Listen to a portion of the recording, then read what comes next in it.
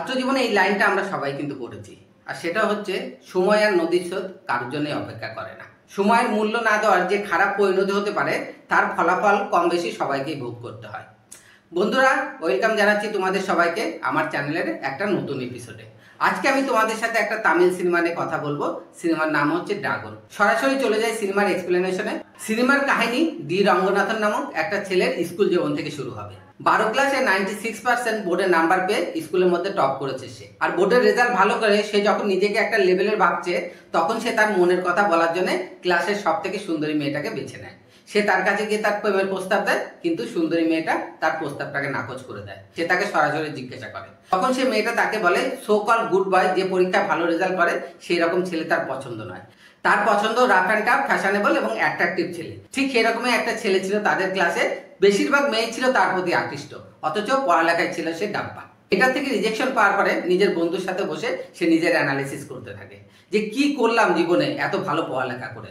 তার এত ভালো পরীক্ষার রেজাল্ট একটা মেয়ের মনে তাকে জায়গা করে দিতে পারলো না। তারা দুই বন্ধু মিলে তখন ডিসাইড করে এখন থেকে তারা আর পড়াশোনার প্রতি মনোযোগ দেবে না।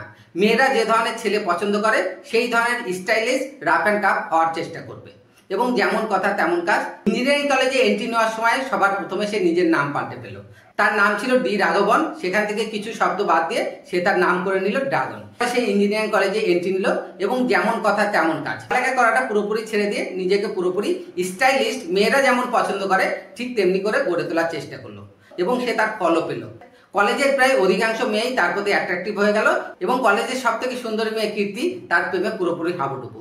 এরপরে একদিন কলেজে বহিরাগত ছাত্রদের সাথে মারামারি করার অভিযোগে তাকে সাসপেন্ড করা হয়। কিন্তু ড্রাগন তার অ্যাটিটিউডে এতটাই মশগুল ছিল যে সে তার কলেজের আই কার্ড ছুঁড়ে ফেলে দিয়ে সেই কলেজ থেকে তার তল্পিতল্পা গুটিয়ে সেখান থেকে চলে যায়। তার মনের এটাই ধারণা ছিল যে সে যে স্টাইলে এই কলেজে জনপ্রিয়তা অর্জন করেছে, বাইরের পৃথিবীতেও সে হয়তো সবার কাছে সেইভাবে জনপ্রিয় হতে পারবে। কলেজ থেকে বেরোনোর পরে সেম বিন্দাস স্টাইলে সে তার জীবন কাটাতে থাকে।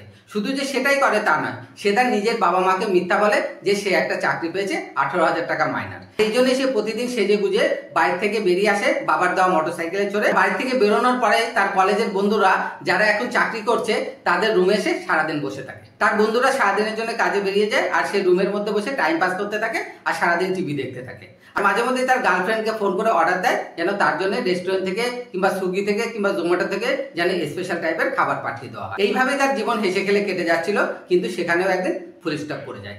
একদিন তার বান্ধবী কীর্তি তাকে রেস্টুরেন্টে ডেকে আনে এবং সে বলে যে তার বিয়ে ঠিক হয়ে গেছে। কথাটা শোনার পরেই ড্রাগন রেস্টুরেন্টের মধ্যে চিৎকার শুরু করে দেয়, কারণ তাদের 6 বছরের রিলেশন। আর এই 6 বছরের রিলেশন ভেঙে কি করে কীর্তি অন্য কাউকে বিয়ে করতে পারে। কীর্তি তখন তাকে পরিষ্কার জানিয়ে দেয় যে তুমি তোমার ইঞ্জিনিয়ারিং এর পুরো সময়টা নষ্ট করেছো। ইঞ্জিনিয়ারিং এর সমস্ত সেমিস্টার মিলিয়ে 48টা সাবজেক্টের কোনোটাতেই তুমি পাস করতে পারোনি। অতএব তোমার ভবিষ্যৎ পুরোপুরি অন্ধকার, আর তোমার এই অন্ধকার ভবিষ্যতে আমি তোমার সাথে পথ চলতে পারবো না। কীর্তির এই ডিসিশনটাকে আপাত দৃষ্টিতে দর্শকের খারাপ মনে হলেও দিনে দাঁড়িয়ে যে কোনো মেয়ে যার সামান্যতম বাস্তব বুদ্ধি আছে সে কিন্তু এই ডিসিশনটাই নেবে। তার বাড়ি থেকে যার সাথে বিয়ে ঠিক করা হয়েছিল তার মান্থলি ইনকাম ছিল 1,20,000 টাকা। সে ড্রাগনকে সেই কথাটা বলে সেখান থেকে চলে যায়। ড্রাগনকে মাঝপথে ছেড়ে দেওয়ার একটা দুঃখ তো তার মনে ছিলই, কিন্তু তার ভবিষ্যৎ নিরাপত্তার জন্য বাবা মায়ের পছন্দ করা ছেলেকে বিয়ে করার সিদ্ধান্তটাকে সে বেছে নেয়। তার গার্লফ্রেন্ড কীর্তি যখন তাকে ড্রপ করে দিল, তারপর থেকে তার একটাই উদ্দেশ্য, যেহেতু তার গার্লফ্রেন্ড 1,20,000 টাকা মাইনে চাকরিজীবীর জন্য তাকে ড্রপ করেছে, সেক্ষেত্রে তাকে যে করেই হোক তার বেশি মাইনে চাকরি পেতে হবে। এরকম অবস্থাতে দাঁড়িয়ে একদিন তার বন্ধুর হাজবেন্ডের সাথে তার পরিচয় হয়। তার বন্ধুর হাজবেন্ড তাকে বুদ্ধি দেয় যে সোজা উপায়ে তুমি তো ইঞ্জিনিয়ারিং ডিগ্রি এখন কমপ্লিট করতে পারবে না, অথবা ওই ডিগ্রি তোমাকে অন্য পথে কালেক্ট করতে হবে। সেই ব্যক্তি যেভাবে ডিগ্রি কালেক্ট করেছিল ঠিক একই রাস্তা সে ড্রাগনকে বলে দেয়। ড্রাগনকে সে এমন একটা অফিসের সাথে যোগাযোগ করে দেয় যে এই অফিসের লোকজনের কাজই ছিল আবার প্রয়োজন মতো তাদেরকে ফেক সার্টিফিকেট, ফেক ডকুমেন্ট তৈরি করে দেওয়া, এবং প্রয়োজনে সেই ফেক সার্টিফিকেটের দৌলতে ইন্টারভিউ অ্যারেঞ্জ করা এবং অনলাইন ইন্টারভিউতেও তাদেরকে সাহায্য করা। তো সামনে অন্য কোনো রাস্তা খোলা না থাকায় ড্রাগন সেই অফিসে চলে যায়। সেই অফিসে গিয়ে তাদের সাথে কথা বলার পরে তারা 10 লাখ টাকা ডিমান্ড করে। ড্রাগনের বাবা তার গ্রামের যতটুকু জমি ছিল সেই সর্বোচ্চ বিক্রি করে দিয়ে ড্রাগনকে 10 লাখ টাকা দেবে। ড্রাগন সেই 10 লাখ টাকা সেই অফিসে জমা দেবে। সেই অফিস থেকে তার ফেক সার্টিফিকেটের ব্যবস্থা করা হবে এবং অনেক বড় একটা কোম্পানিতে তার অনলাইন ইন্টারভিউ ব্যবস্থা করা হবে। ইন্টারভিউ চলাকালীন তার পাশে বসে তাকে ইন্টারভিউতে সাহায্য করা হবে এবং ড্রাগন সেই চাকরিটা পেয়ে যাবে। কিন্তু চাকরি পাওয়ার পরে ড্রাগনের প্রাইমারি লেভেলে একটা প্রবলেম হয়। তো ফেক ইন্টারভিউ দিয়ে চাকরিটা পেয়েছিল, এই জন্য প্রাইমারি লেভেলে তার কাজ করতে খুব অসুবিধা হয়। তাই সে নিজে থেকে হার্ড অ্যান্ড সোল ট্রাই করতে থাকে তার অফিসিয়াল টেকনিক্যাল কাজ করতে যে ধরনের নলেজ দরকার সেই নলেজটাকে as soon as possible gain করার জন্য, এবং সে খুব সহজেই সেটা করে ফেলে। সে এত দ্রুত নিজের আপডেট করতে থাকে যে তার নলেজ এবং তার কাজের ক্ষমতা দুটোই র্যাপিডলি বাড়তে থাকে, এবং যার ফলে প্রত্যেক বছরই সে প্রমোশন পেতে থাকে এবং 2 থেকে 3 বছরের মধ্যে যে টিমে সে টিম মেম্বার হিসেবে জয়েন করেছিল সেই টিমেরই টিম লিডার পজিশনে পৌঁছে যায় সে। এবং এর পাশাপাশি তার সামাজিক অবস্থার উন্নতি হতে থাকে। সে একটা সেকেন্ড হ্যান্ড অডি গাড়ি কেনে এবং ইএমআইতে 2.5 কোটি টাকা দামের একটা বড় ফ্ল্যাট কেনে। এরপরে শহরের একজন বড় বিজনেসম্যানের মেয়ের সাথে তার বিয়ে ঠিক হয়। যার সাথে তার বিয়ে ঠিক হয় তার নাম পল্লবী।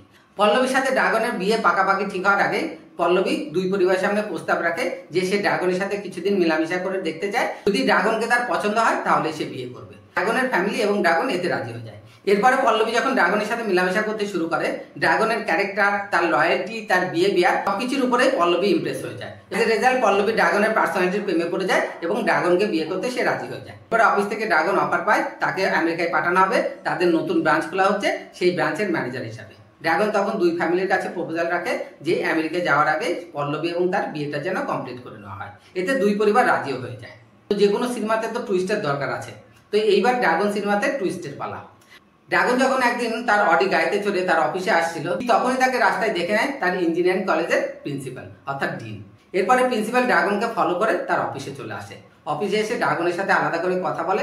সে যখন ড্রাগনের কাছে সবকিছু জানতে চায়, ড্রাগন বাধ্য হয়ে তার কাছে সবকিছু খুলে বলে। প্রিন্সিপাল তখন ড্রাগনকে বলে যে আমি চাইলে এখনই তোমার বসের কাছে সত্যটা প্রকাশ করে দিতে পারি এবং তোমার চাকরিটা এই মুহূর্তে চলে যাবে। প্রিন্সিপাল যাতে তার ব্যাপারে সমস্ত সত্য তার বসকে না বলে দেয় সেই জন্য ড্রাগন তার হাতে পায়ে ধরতে থাকে। প্রিন্সিপাল তখন তাকে বলে যে তুমি ফেক ডিগ্রি দেখিয়ে তুমি এই চাকরিটা পেয়েছো। তাদের মতো মানুষের জন্যই এমন অনেক স্টুডেন্ট আছে যাদের কাছে অরিজিনালি ডিগ্রি আছে, যারা কষ্ট করে পাশ করেছে তারা আর চাকরি পায় না।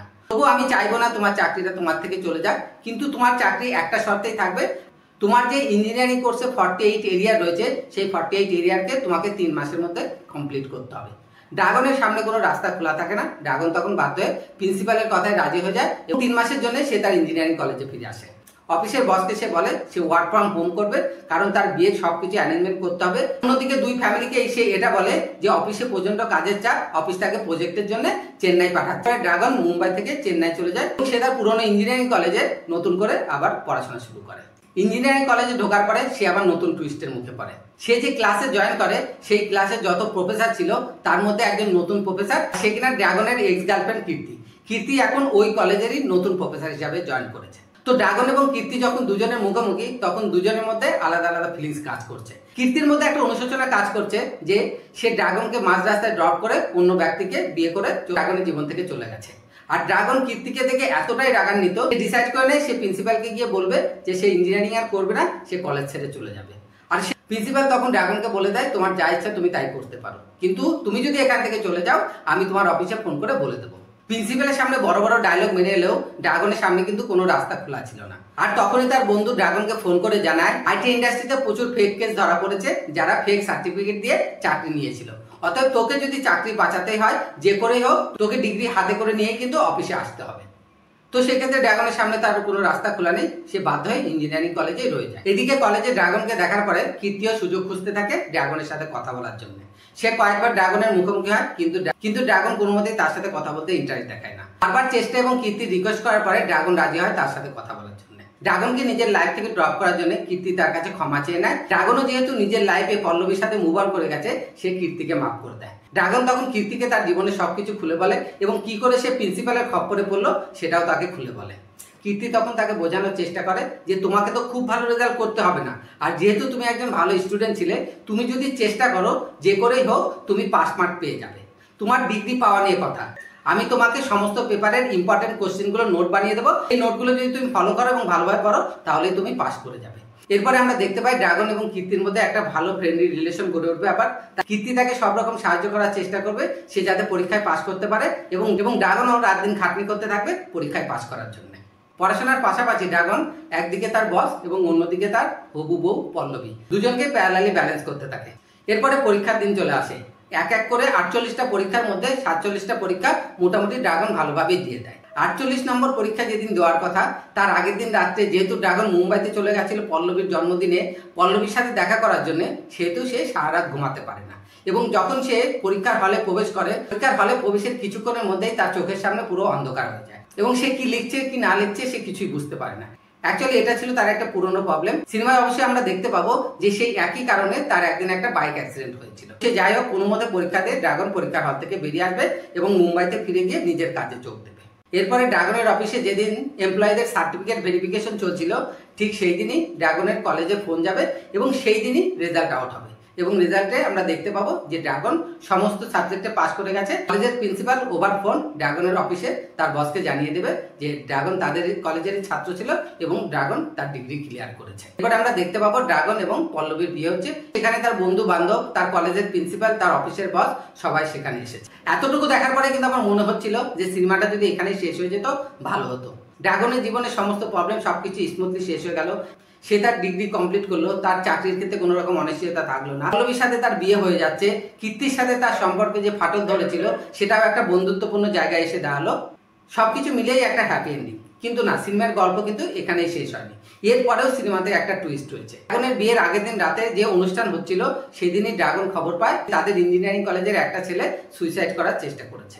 ছেলেটার সাথে দেখা করার পর ড্রাগন জানতে পারে যে ছেলেটার শেষ পরীক্ষার খাতা কারোর সাথে চেঞ্জ হয়ে গেছে। অ্যাকচুয়ালি ছেলেটা পরীক্ষা দেওয়ার পর পুরো কনফিডেন্স ছিল যে সে খুব ভালো রেজাল্ট করবে, কিন্তু তার লাস্ট পরীক্ষার যে সাবজেক্ট ছিল সেটাতে সে ব্যাক পেয়ে যায় আর এই জন্যই তার গুগলের চাকরি মিস হয়ে যায়। ছেলেটা তখন খাতা রিভ্যালুয়েশন করার জন্য চ্যালেঞ্জ করে এবং সে দেখতে পায় তার খাতার প্রথম পেজটা শুধু তার নিজের লেখা, বাকি কোনো পেজই তার নিজের হাতের লেখা নয়। এই খাতাটা যখন ড্রাগন হাতে নিয়ে দেখে তখন তার মাথায় রীতিমতো আকাশ ভেঙে পড়ে। অ্যাকচুয়ালি ওই খাতার প্রথম পেজ বাদে যতগুলো পেজ ছিল সবগুলো ছিল ড্রাগনের পরীক্ষার খাতা। কিন্তু ব্যাপার হলো এটা কি করে হলো? ড্রাগন তো এটা করেনি। অ্যাকচুয়ালি ড্রাগনের যে লাস্ট পরীক্ষা ছিল, যেদিন সে অসুস্থ হয়ে পড়ে তখন সে বাথরুমে গিয়ে ফোন করে সেই ব্যক্তিকে যার কাছ থেকে সে ফেক সার্টিফিকেট বানিয়েছিল।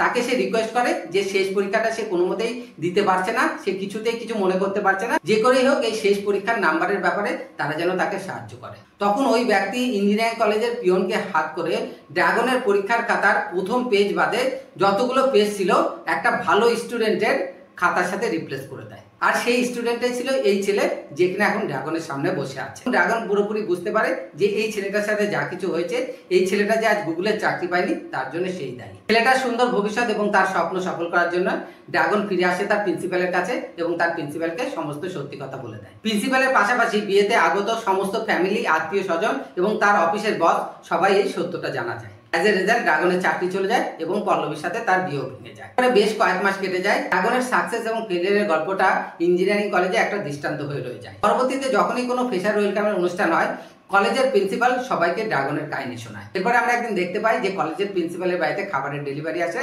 প্রিন্সিপাল দরজা খুলে দেখতে পাই সামনে ড্রাগন দাঁড়িয়ে আছে ডেলিভারি বয়ের ড্রেস পরে। সে তাকে খাবার ডেলিভারি করতে এসেছে।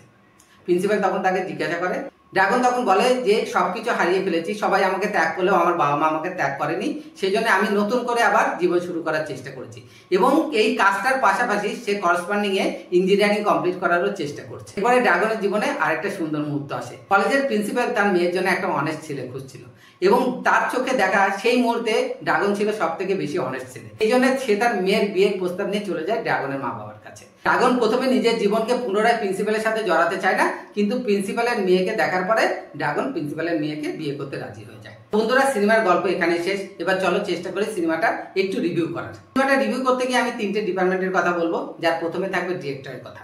এইবার ডিরেক্টর একটা সাধারণ গল্পকে এত অসাধারণভাবে আমাদের চোখের সামনে তুলে ধরেছে যে 2.5 ঘন্টার একটা সিনেমাতে এমন একটা মিনিটও আসবে না যেখানে দর্শক বোর হবে। ডিরেক্টর হিসাবে আউট অফ 100 90 মার্কস তার প্রাপ্য। এরপরে আমি বলবো সিনেমার কাহিনীর কথা। সিনেমাটা একটা লাইট স্টোরি নিয়ে তৈরি করা হয়েছে, কিন্তু এর স্ক্রিন প্লেটা এত সুন্দরভাবে লেখা হয়েছে আমাদের চোখের সামনে কাহিনী যখন স্টেপ বাই স্টেপ এগিয়ে যাবে প্রত্যেকটা মোমেন্ট, প্রত্যেকটা মুহূর্ত আমরা এনজয় করতে পারবো। তৃতীয়ত এবং লাস্ট আমি বলবো সিনেমার অভিনেতার কথা।